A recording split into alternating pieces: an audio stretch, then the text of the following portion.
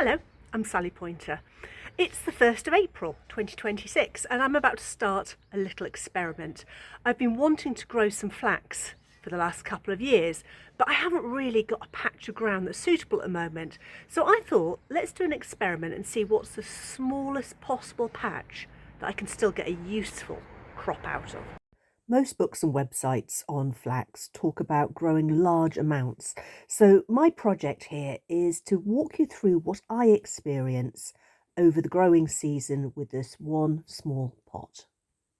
This is a seed I've chosen. It comes from a company in the UK called Flaxland. Makes it very easy to find.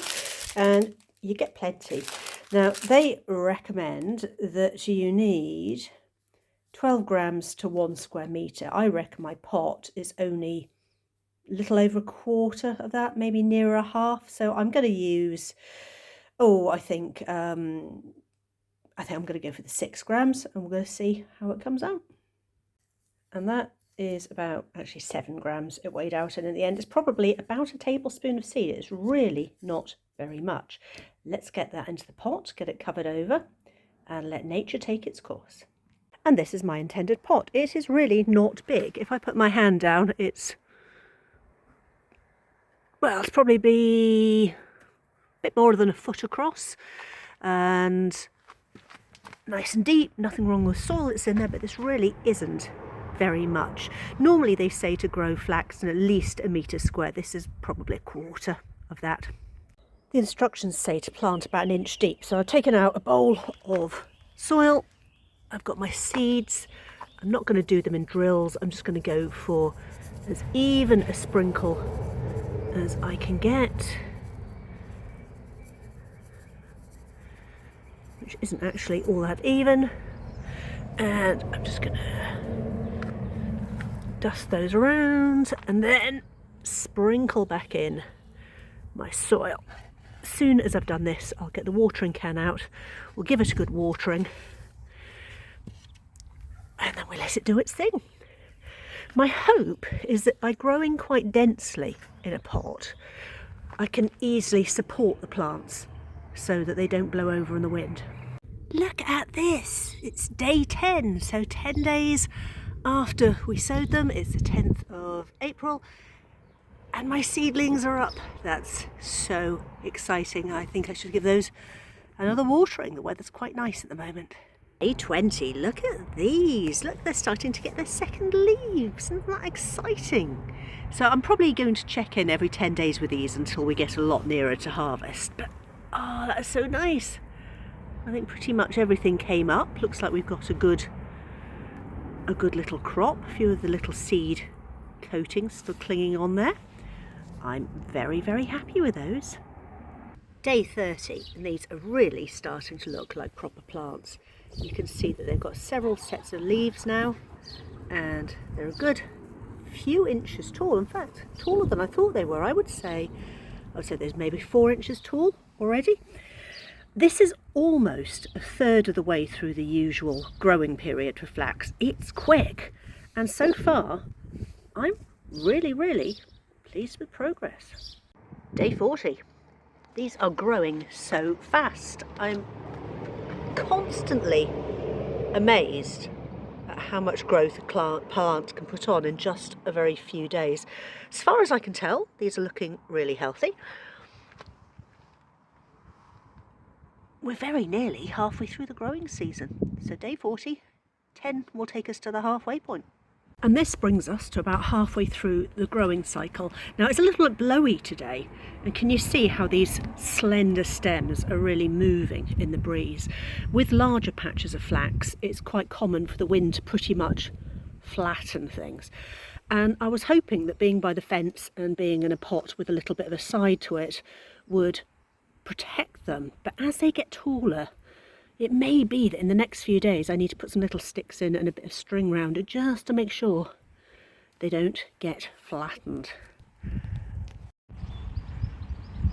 Now this is really interesting. I'm at the Wealden Downland for a few days' work, and they have a plot of flax, a 3 varieties I think. But they planted theirs a little bit after mine. They were going for the 100 days after New Year to then give it 100 days to be ready for harvest. And it's not quite there yet.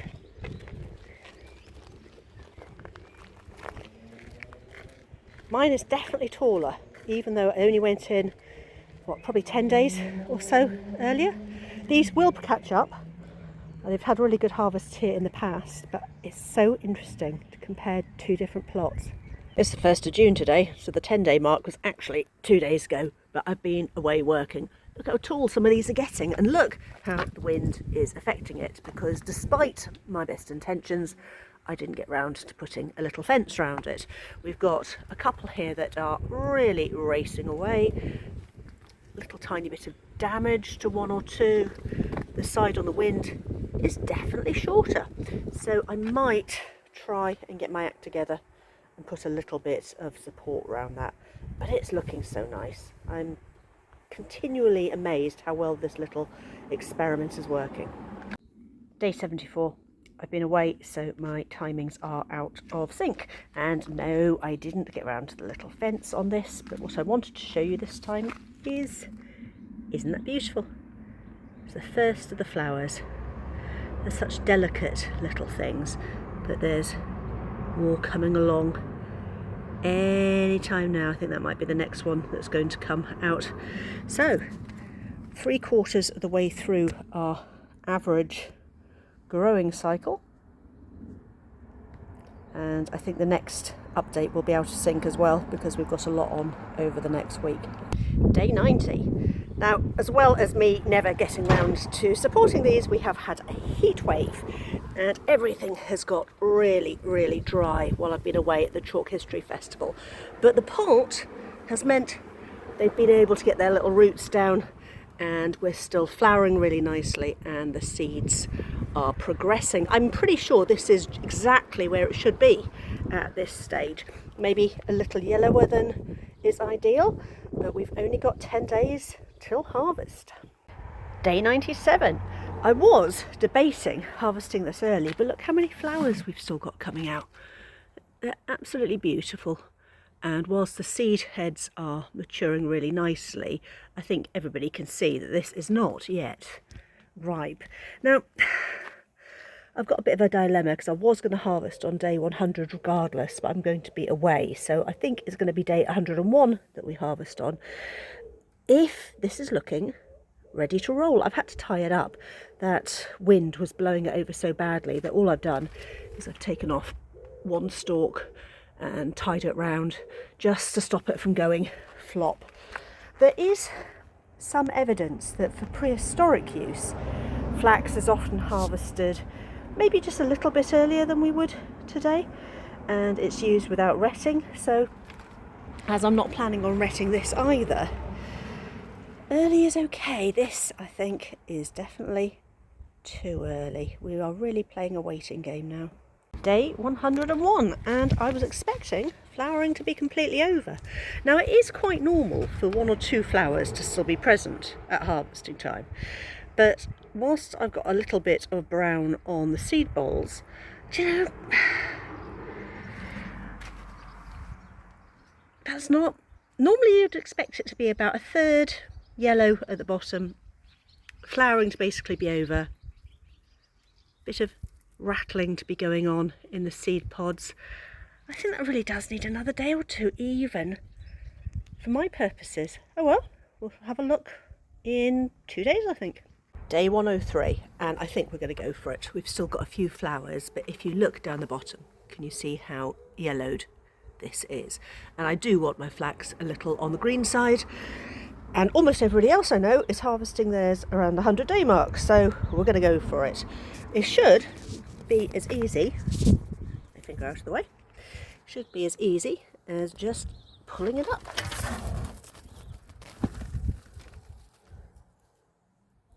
So I need to do that for the whole lot, which I think I'll do with the camera off, and then we'll have a look at our harvest. Now, the reason we pull up by the root is to maximise the amount of fibre.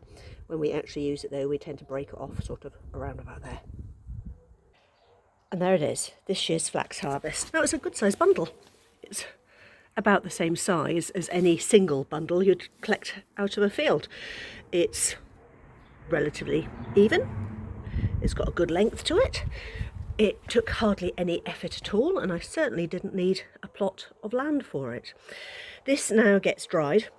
I'm not retting this batch. A lot of people do ret their flax, but we've got increasing evidence that prehistoric flax is not retted, so I'm not going to do it. When we've dried this, I will manually strip each stem, and then it can be used for splicing, which is an incredibly important technique in prehistoric European textiles and very much predates spinning. After a day or two's drying, this is what we're after. Now, with more modern, although still extremely historic, flax processing, you ret the fibres first to break down the outer cortex by controlled rotting, which means you can use breaking and scutching and hackling to remove the woody parts with fibre prepared for splicing. I'm not doing this very well because I'm trying to do it with my hands wrapped around a camera. We just remove it manually, usually a lot faster than I'm doing it here. Here we go, there it's coming off nicely, to give these long ribbons of fibre. And because they stay lined up and are still held together with a little bit of the gum or from the natural coating, it makes it much easier when it comes to the splicing. But this is my fibre. If I just clean that up with a thumbnail a little bit, these are my beautiful homegrown flax fibres for my teeny tiny experimental plot. Thank you for watching along. I know there were a few bits where I got overexcited because there were new little plants and it was great. And obviously there's a waiting game. But the whole purpose of this little video was to reassure people wanting to have a go at growing flax that you can do it as long as you've got access to a little pot. It didn't take much effort. We threw a bit of water at it during the heat wave and we kept half an eye on it. I probably could have supported it, but it survived. Beautiful, beautiful flax. Do have a go. Let me know how yours turns out. Bye for now.